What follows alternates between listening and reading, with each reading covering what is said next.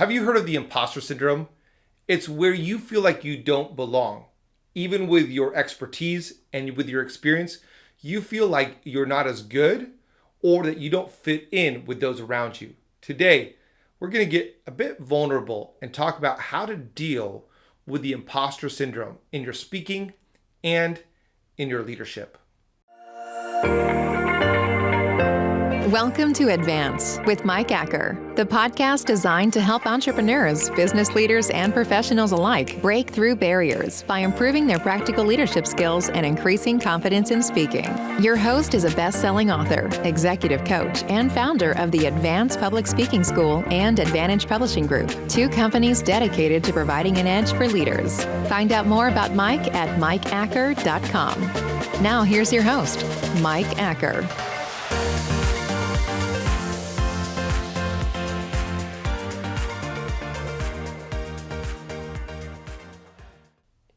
I first heard about the imposter syndrome when someone came to me and said, Mike, I'm really struggling with the imposter syndrome. I really feel like I don't fit in. I don't have the degrees and pedigrees that everybody else does. I have worked my way to where I am, and it was a high level, but I have done it through just sweat. I have had no life. I've gotten myself to this spot, but other people, they still seem like they're superior to me. Now, she used the word imposter syndrome. And so I started thinking about that and looking it up and researching it. And then it started showing up all the time.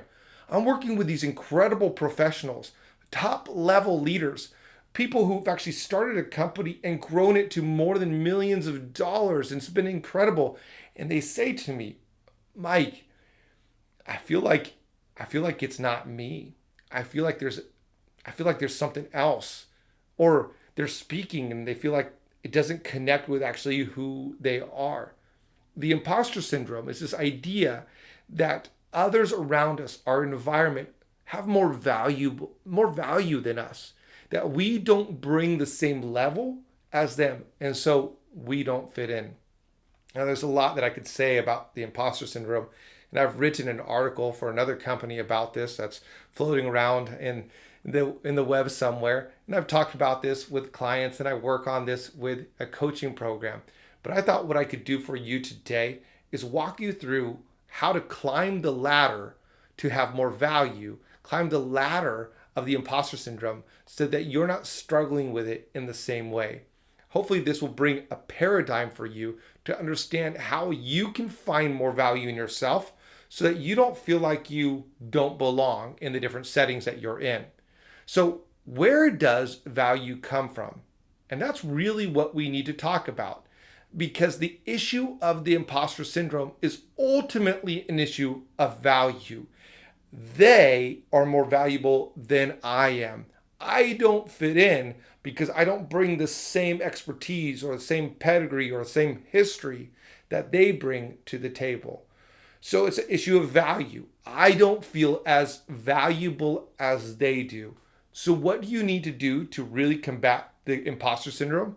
Are there tips and tricks you can do? Sure, they might help a little bit, but ultimately you need to find out this question of value and really to examine yourself and think through, where's my value coming from?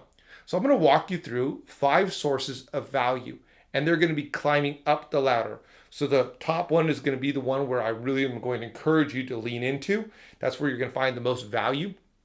And the bottom one, there's some value there, but it's going to quickly erode. So let's walk through the 5 levels of value, the 5 stairs of value. The first one, value comes from what you own. That's right. There is some value in simply what you own. I mean, people say it's not about what you own, and they're right at the top level, but there is some value in what you own. In fact, that value sometimes will open the door for a more valuable exchange of, value. What we own has some importance to it. To me, to own a house is a great thing. Some people own a boat, and that brings a value to friendships. Now, would the friendship still be there without the boat? Hopefully, but sometimes it's an inroad to it. Now, Unfortunately, some people put a lot of value in what they own. Look at me, I'm so valuable, I'm so special because I own this and I've owned this and I have this amount of money and I can do this and I've been retired at this age and I can fly out here and I own this and this and this. And for us, most of us go, well, that's kind of shallow, even though there's all part of us that realizes that there is some value in that. I mean, you own an island. I want to use that as an inroad to our friendship. I want to say, yeah, you're valuable. And then really, hopefully, I'm going to find greater value up above.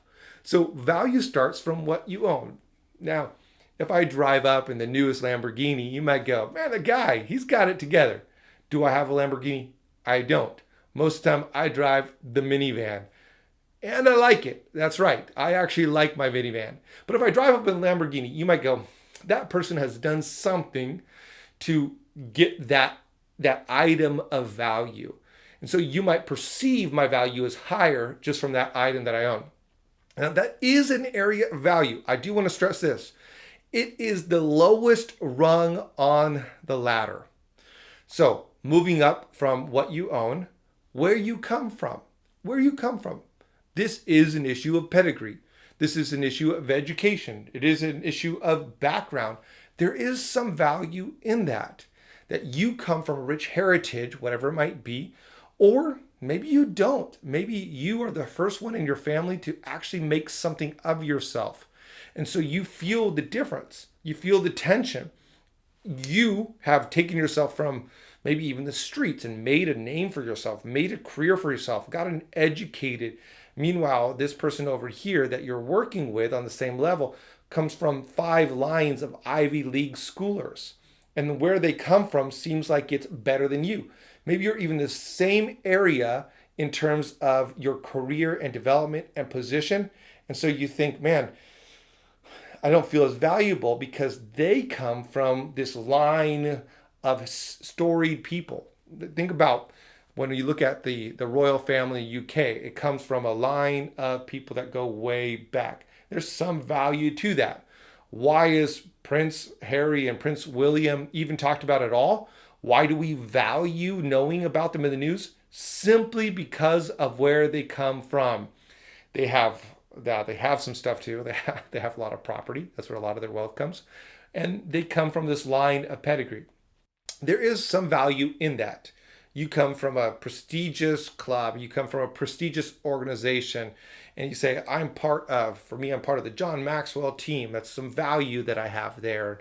And I've been certified by this, and I have this degree and that degree, and there's some value in there. There's something that makes me feel good about it. But hold on, what if you listening and you watching, you don't have an impressive pedigree and you don't actually own a lot? Where's your value? The good thing is that you don't need the lower rungs of the ladder to get to the top rungs. So let's move on. What's the third rung of the ladder? It's what you have done, what you have accomplished. I always thought that this was actually higher up on the ladder, but I'll come back to this in a moment when I talk about the fourth rung. But what you've done is just not as important as what you're doing right now. I don't like that. I don't like that at all. But people are watching me for what I'm doing now, not really necessarily what I've done. However, before we jump ahead, what you have done is important. So some of the things that remind me of my value is that I have funded or built numerous houses in Mexico and numerous wells all across Africa, in Tanzania, in Kenya, in Senegal, and in other places. It's amazing to see what we've been able to do there and partnering with organizations and fundraising for them, and then literally doing it myself as well, being educated on how to do that. So that's something I've done. Now, I get tremendous value from that. I've also spoken to thousands of people over a weekend. And so I get value from that as a speaker. I know that I've done that. I've spoken to 3,000 people at this large memorial that we did. I've spoken to thousands of people when I was in India on an educational trip many years ago. And so I have some value because I have these accomplishments, these achievements I've done. For you, that might mean that you, at a young age, were hired as an executive, or you have multiple degrees. And so it's not even where you're from, but it's also what you've done. You've accomplished multiple degrees. Maybe you've overcome a large challenge. And even though it was 20 years ago, you overcame that large challenge. Part of my value when I reflect on this and relate with people and help people in public speaking and leadership is to reflect on some of the things I accomplished as a young person, overcoming a speech impediment, learning how to speak a different language and learning how to do well in that other language, learning how to do well in debate. Now, that was a long time ago, so I can't ride on it now, but it adds to the value that I have. So where does value come from?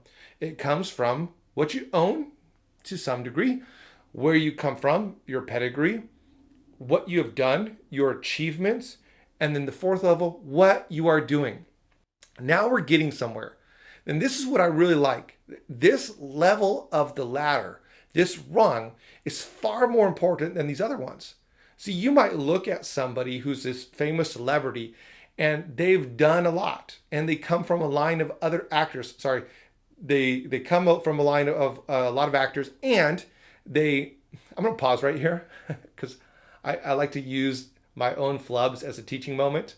I said sorry because I got lost in my thought for just a moment. And I just pause right here. I discourage people saying sorry unless you do something that was actually wrong. So I'm sorry for saying sorry because I didn't do anything wrong.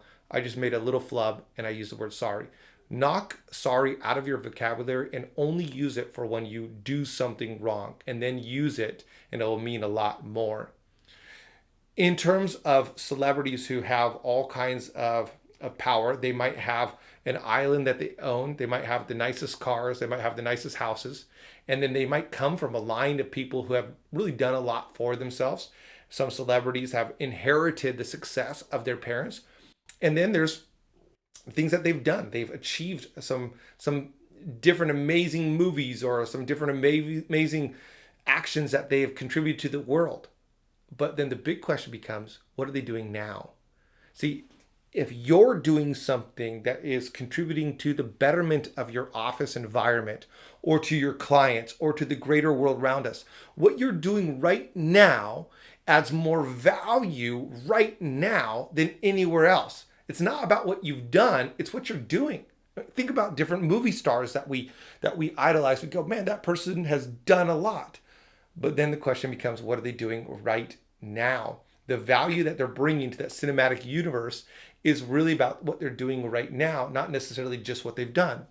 So there's value in what you own, where you're from, what you've done, but there's so much value in what you're doing right now. So if you're struggling with the imposter syndrome, if you feel like you don't belong, let me ask you a big, huge question. What are you doing? Are you learning? Are you growing? Are you improving yourself? Are you working hard to succeed? What are you doing so that you bring value to the people around you? Are you learning how to love the family in your life? Are you learning how to help the friends in your life? Are you learning how to encourage the discouraged? There's so much you can do, current, present tense, that will help you out. Maybe you don't own a lot because you went through bankruptcy. Maybe you came from really not anything special. Maybe in the past what you've done has failed. And so you're around all these entrepreneurs who are very successful. And the question is, do you belong? Well, here's how you answer. Here's what I'm doing. Here's what I'm doing. That helps you belong in that group that you're looking at.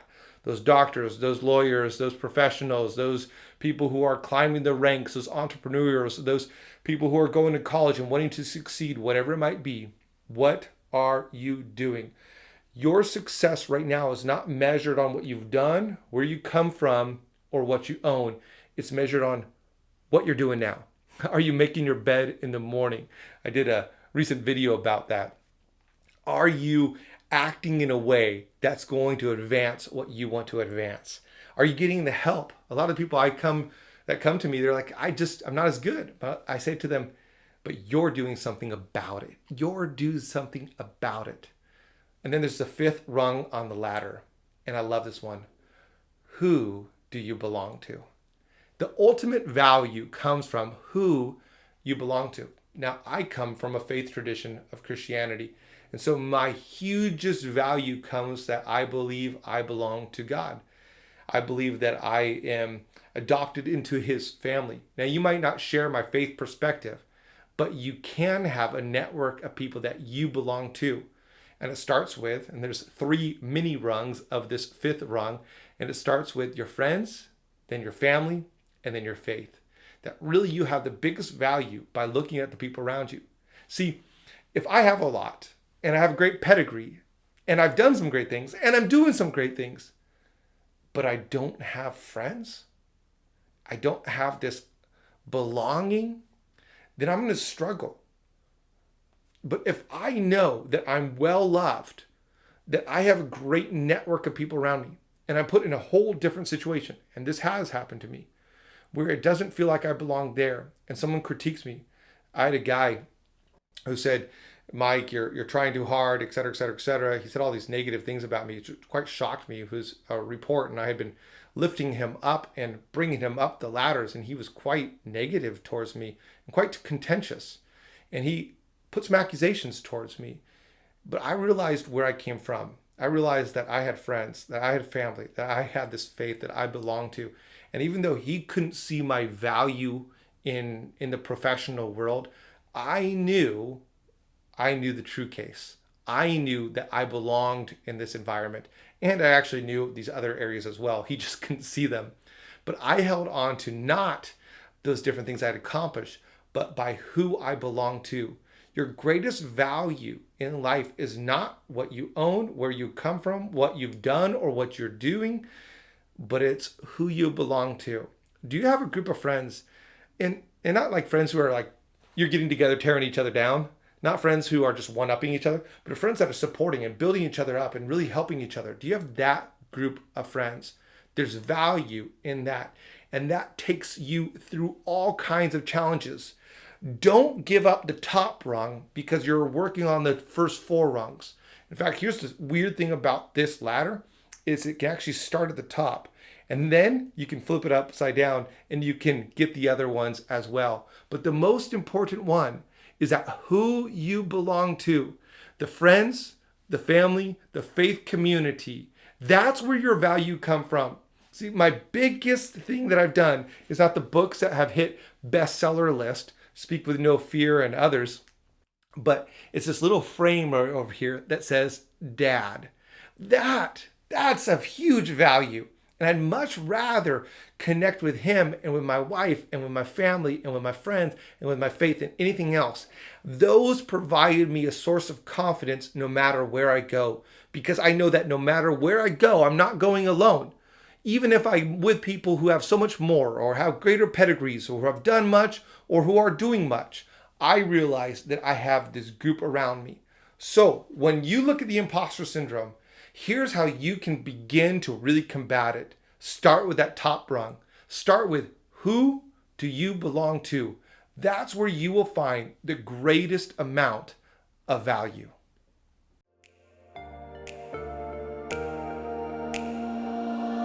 Thanks for listening to Advance with Mike Acker, a podcast designed to provide an edge for leaders through improving practical leadership skills and increasing confidence in speaking. Mike is a best-selling author and business owner who has helped many leaders increase their skills and their confidence, propelling them to new heights in their personal and professional endeavors. Join an incredible group of professionals taking the steps to become better leaders at connect.stepstoadvance.com. Don't forget to rate, review, and subscribe so you never miss an episode.